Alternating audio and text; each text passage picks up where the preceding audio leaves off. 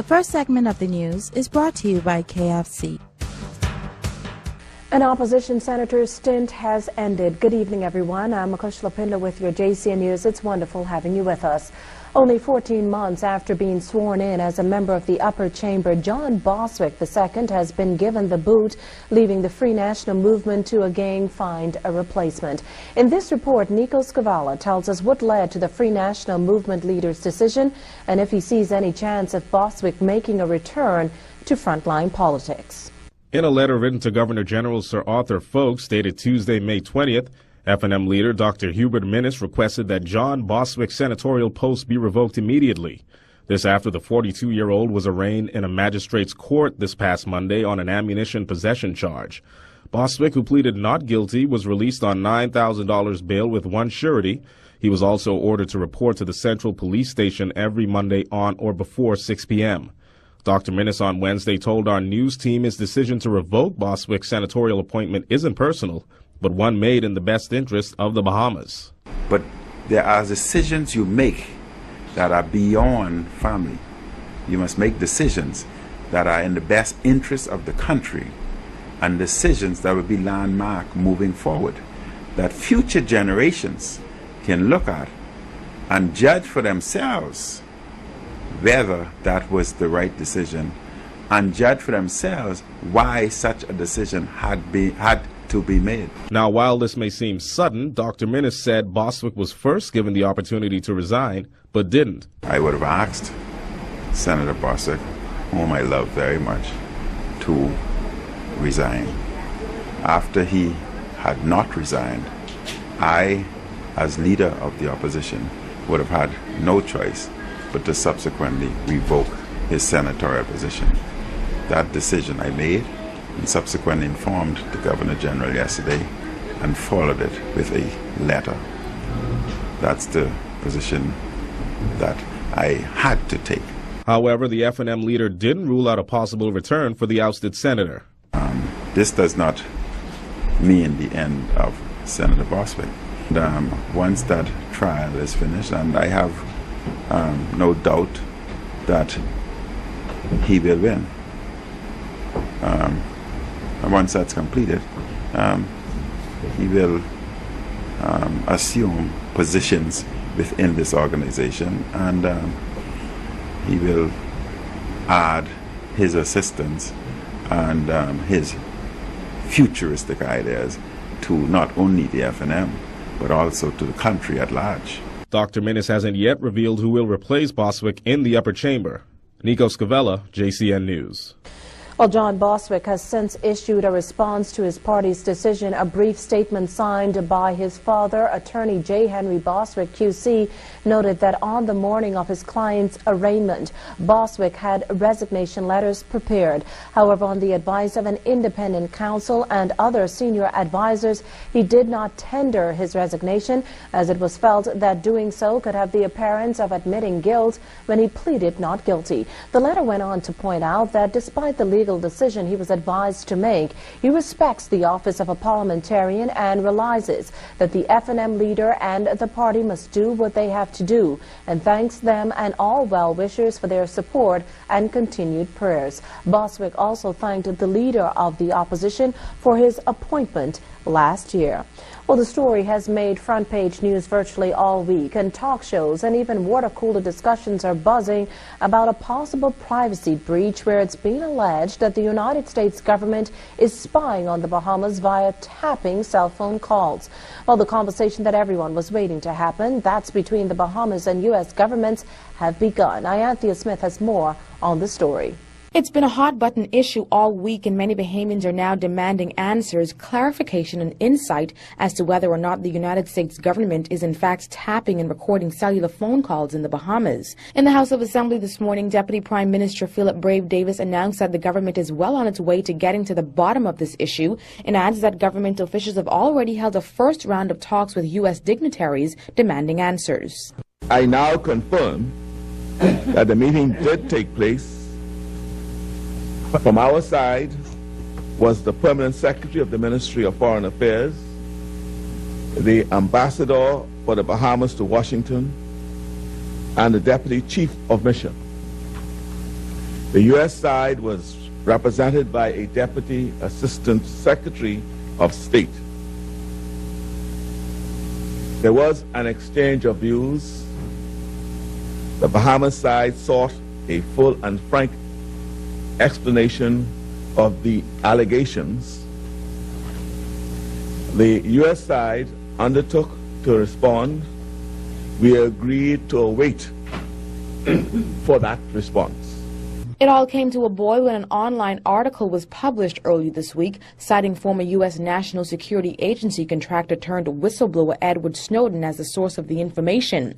The article claims the NSA, through the U.S. Drug Enforcement Administration, opened a backdoor to this country's cellular telephone network, which enabled it to covertly record and store the full-take audio of every mobile call made to, from, and within the Bahamas, and to replay those calls for up to a month.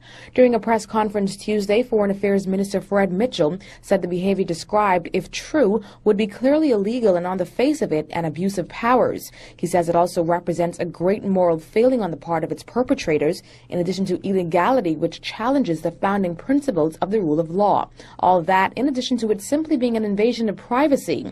But before making any hasty decisions and rushing to judgment, Mr. Davis advises us all to keep calm. In the meantime, we urge all Bahamians to remain calm about this matter, keeping our eyes on the fundamentals of the relationship between the two states and our longer-term interests.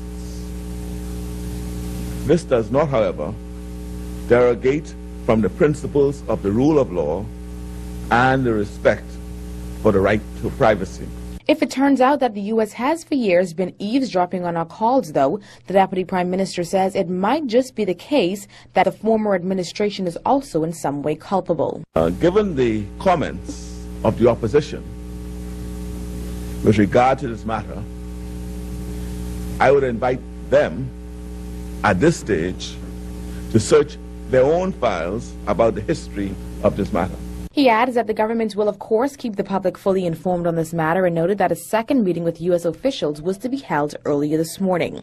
For JCN News, I'm Anthea Smith. We've heard the story time and time again. A robbery happens. Valuable jewelry is stolen. The perpetrator rushes. It's off to a cash for gold business, gets paid big bucks. It's melted down and is never to be seen again. Most times with no one ever being held responsible. But amendments to the Financial Transactions Reporting Bill are looking to better regulate these pawn shops, forcing them to be more accountable for their operations.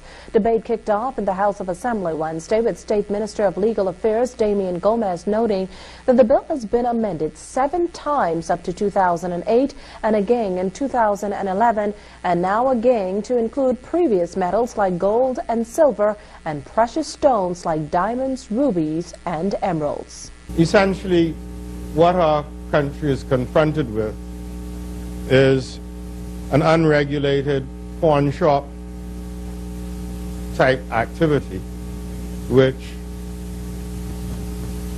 exposes our system to the vulnerability of the unscrupulous, of persons who take knowingly stolen items and reduce those stolen items into their component elements, either for remanufacture of other jewels, which are then sold, thereby masking the crime of receiving and also ultimately the crime of theft.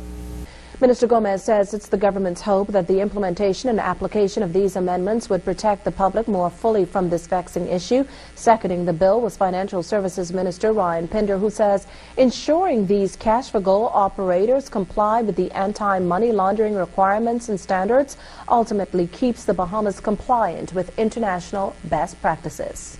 Compliance with requirements should apply for dealers in precious metals and dealers in precious stones when they engage in cash transactions over $15,000. Recommendation 12, Mr. Speaker, mandates that the requirements for customer due diligence, for record keeping, and for paying attention to complex transactions apply to dealers in precious metals and dealers in precious stones. These financial transactions are intended to include situations where the transaction is carried out in a single operation, Mr. Speaker, or carried out as part of a comprehensive transaction, a single transaction of multiple sales. Minister Pinder says a risk analysis must be performed to determine where the money laundering and terrorist financing risk are the greatest. You're watching JCN News. Stay with us. KFC Nassau's value deals have all your favorites, starting at $2.99. Try a one-piece chicken and biscuit, our spicy zing sandwich, or our 6-piece spicy bites. Try our famous bowl with bites, famous rice bowl with bites, 4 spicy or spicy barbecue wings, add a small fries and a 16-ounce drink, or enjoy an 8-piece thigh and leg meal with your choice of 2 sides. Value has never tasted so good. ESC Distributors Wholesale, the experienced beauty suppliers, has everything you need to look your best, feel good, and enhance your beauty. Soaps, creams, lotions, and oils in top name brands, including those sought-after bedazzled products. ESC Distributors has facial powders, matte and shimmer eyeshadows, and luscious lip glosses. And for your hair fancy, an exciting array of hair and hair products. ESC Distributors Wholesale, Nassau's premier beauty suppliers. Soldier Road, opposite NCA, 394-0819. Feel like eating something tasty that's good for you? Super Value can help you create the perfect meal when you visit the salad bars. Filled with all the nutritional choices that are good for you, our salad bars make the perfect lunch or snack, anytime and any day of the week. Eat smart, eat healthy. Join the lunch bunch at a Super Value salad bar, including the quality markets, including quality stamps. Super Value, the Bahamian supermarkets. Feel like eating something tasty that's good for you? Super Value can help you create the perfect meal when you visit the salad bars. Filled with all the nutritional choices that are good for you, our salad bars make the perfect lunch or snack, anytime and any day of the week. Eat smart, eat healthy. Join the lunch bunch at a Super Value salad bar, including the quality markets, including quality stamps. Super Value, the Bahamian supermarket. Pretty boy, pull over. Hey, Miss Susie, what you saying? Epic 5 tires for this bloody wheel truck here. Any and all sizes. Junior. Epic over there. Tires for this chutney. Does it look like you have them in your shoes for these?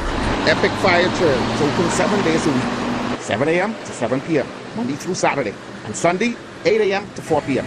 Look at that fancy contraption. Plop that big truck tire off and on quick, and it ain't all jam up, and you can turn around easy and plenty space. Oh, Miss Susie, you traveling? Be quiet. Just smile for the camera.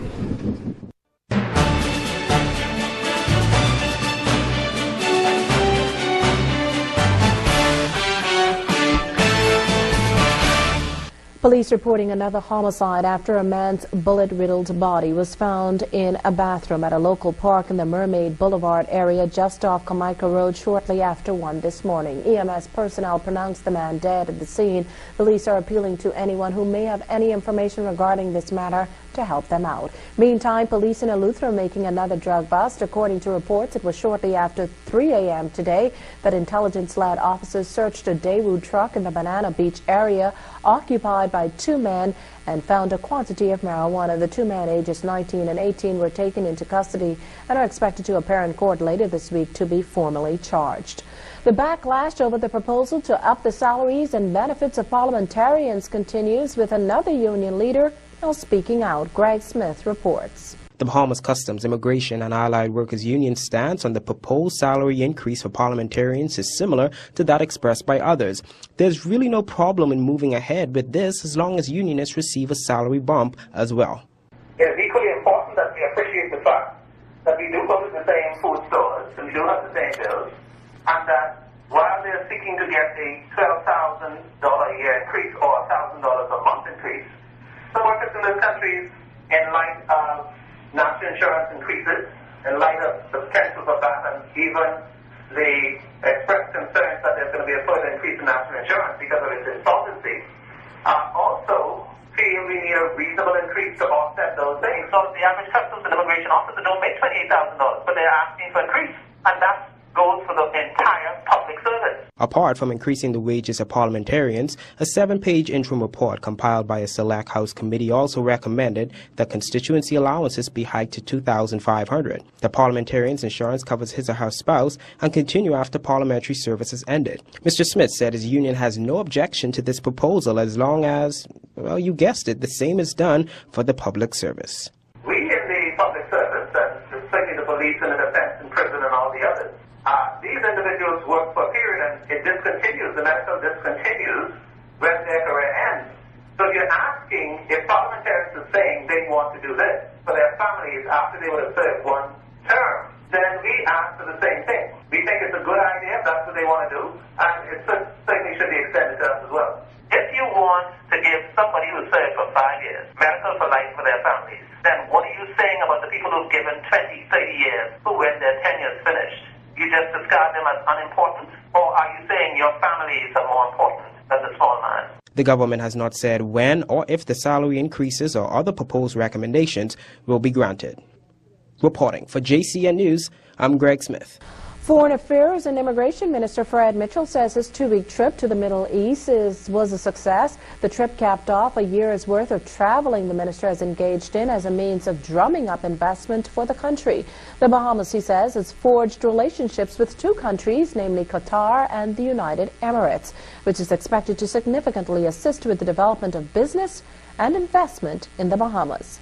We have agreed that we would try and settle between these countries an Investment Protection Act, an Air Services Agreement, a Visa Waiver Agreement, a General Cooperation Agreement, and a Double Taxation Agreement.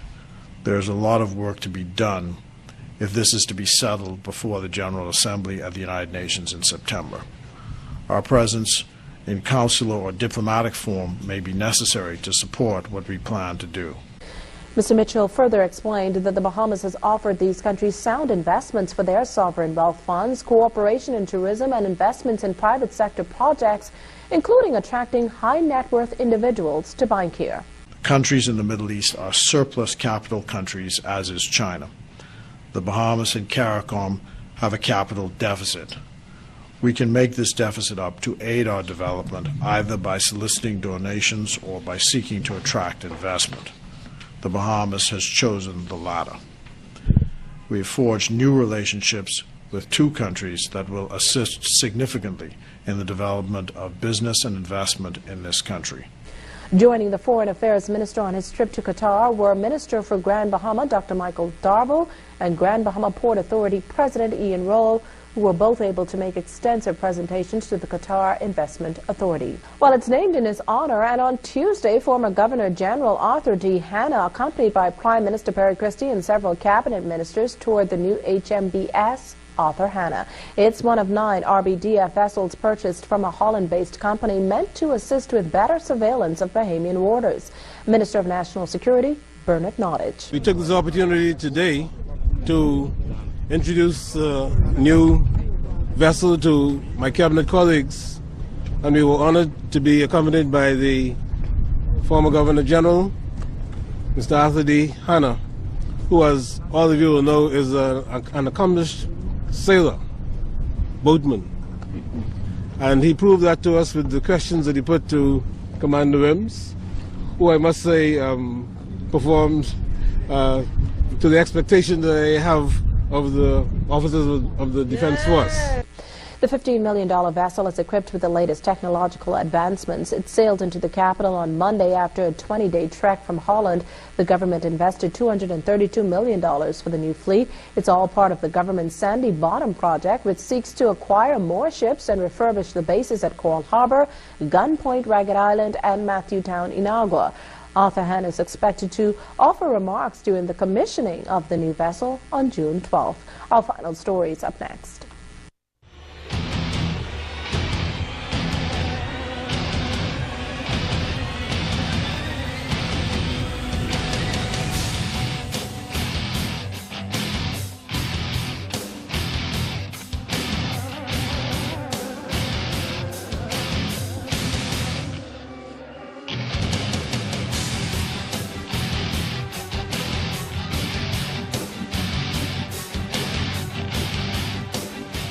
This is your smartphone on 4G. And this is your smartphone with the scorching fast data speeds of 4G LTE. LTE is 5 times faster than 4G, so you get the music you want, well, now. And buffering? Forget it. Stream your movie non-stop from the moment you press play. LTE offers a whole new mobile data experience that isn't just 5 times faster, but also 5 times smoother and 5 times better. Experience mobile data speeds in a way that will change your life forever with LTE. Live the experience. BTC every day. It wasn't raining when Noah built the ark. It's not too late to build yours.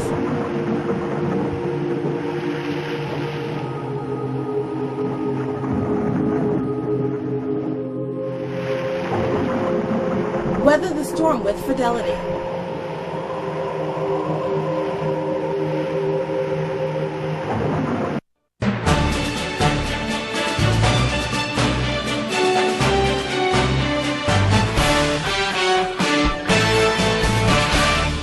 The National Insurance Board launched its new smart card system today in an effort to replace the paper NIB cards that have been used for almost 40 years. Senior Deputy Director of Operations for NIB, Cecile Bethel, said the investment in the plastic laminate cards is a product of its new administration system. We want always to do business smarter and better.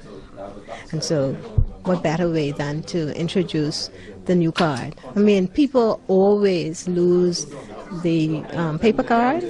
They always have to come back for replacements. And so we wanted to give persons the opportunity to have a card that's sturdy, that has a 5-year lifespan, that provides an opportunity to capture their photographs, capture their signature, and all presented in one ID that can be used wherever they wish. She added that this new card can be used as a primary form of identification. What is even more marvelous about the identification is it allows persons the opportunity, when they come to do business with NIB, it gives them the opportunity to not have to bring another ID along with their national insurance card, because, you know, we're always wanting to ensure that we're doing business with the person who we say we're doing business with, and so the photo ID is usually important. Now what we have done is incorporated the photo ID with the signature and the national insurance number, so you have one place where we can check to ensure that we're doing business with the right person. NIB's mobile initiative is expected to conclude next week. Bahamians will then have to go to the NIB headquarters on Blue Hill Road for their cards. That wraps up this segment of our news. Stay with us for a check on sports and weather.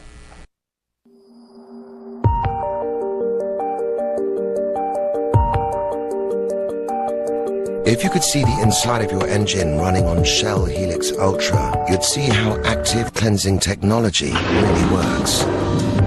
Continuously cleaning and protecting your engine. Shell Helix Ultra with active cleansing technology. Performance you can see. Hello, Bahamas. I'm Dorino Saunders. This is your JCN Evening Sports. It's being brought to you by Facades Men's Fashion on Blue Hill Road South.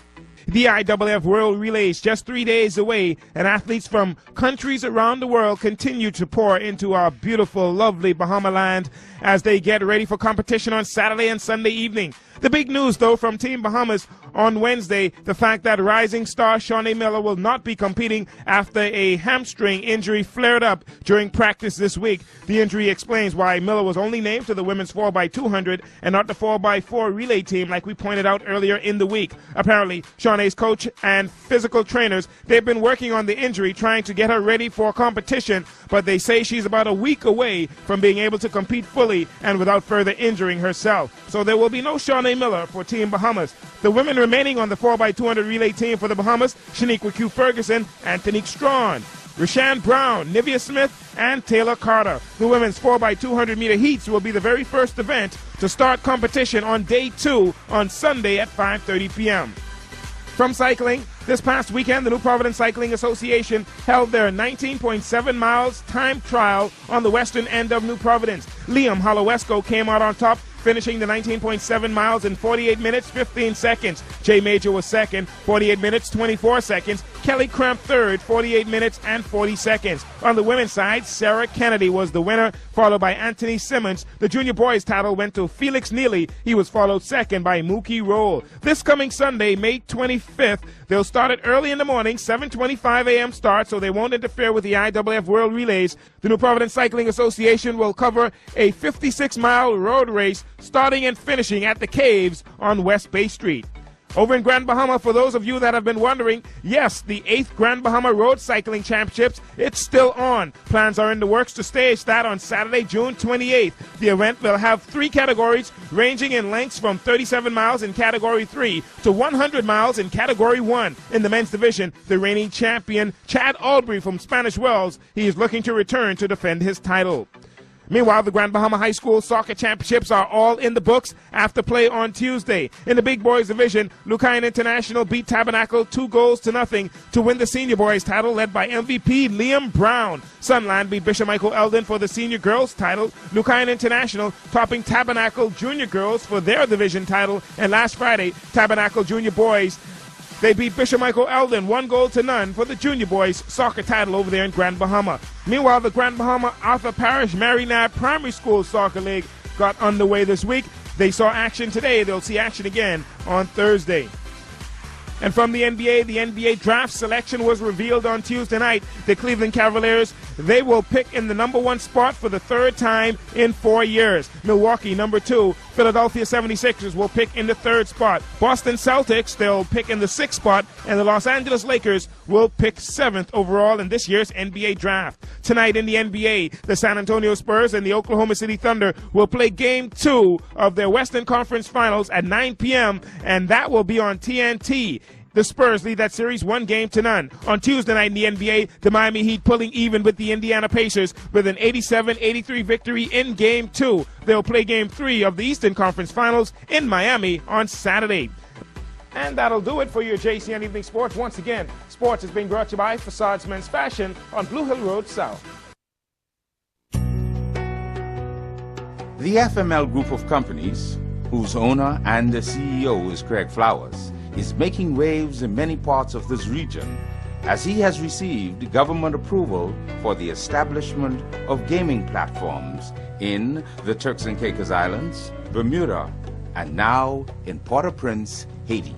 The team that we have here in Haiti has gone above and beyond my expectations. I'm very pleased with the way things have gone. It certainly taught me a great deal with this type of reception, and I'm going to take a lot from it as I go back home and give a lot of thought to it. With FML Group of Companies, everyone wins. Sophisticated, silky smooth look. Bedazzled gives you ultra double platinum, 100% tangle-free human hair. Bedazzled ultra double platinum. Full of body, full of life. For that perfect blend, Ultra Double Platinum, it's the world's best human hair. It's Bedazzled. Available at the Beauty Shack, Soldier Road, opposite NCA. The weather is brought to you by Bedazzled, 100% tangle-free human hair, distributed by the Beauty Shack.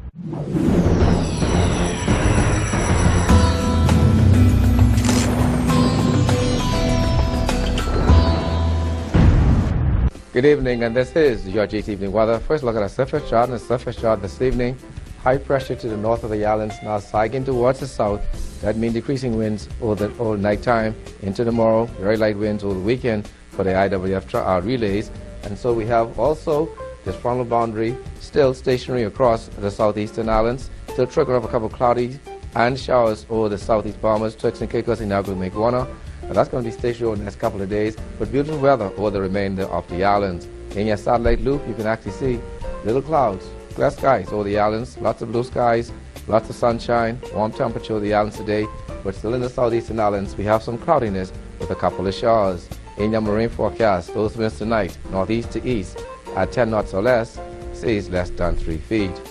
Your tides, we can expect a high tide at 8:35 tonight. Your next low tide comes at 2:44 tomorrow morning. Sunrise be 6:22 in the morning, set moving at 7:51, UV index 8, your water temperature 80 degrees Fahrenheit, and your moon phase last quarter. Weather night, lovely night. So weather-wise, clear skies and mild temperatures. Low temperature going to 73 degrees Fahrenheit. Tomorrow, sunny and warm. High temperature reaching 86 degrees Fahrenheit.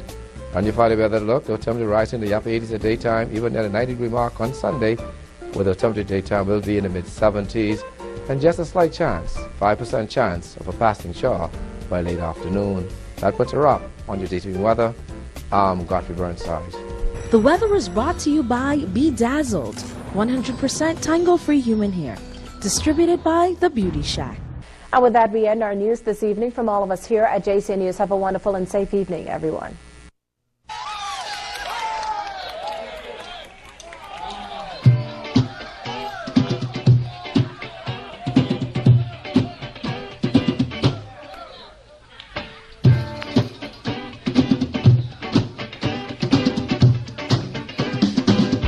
Take that mess from off the wall. Give that baby back its ball. Leave other people's things alone. There's other ways to get involved. Get involved, don't be no fool, stay in school. Let your mind be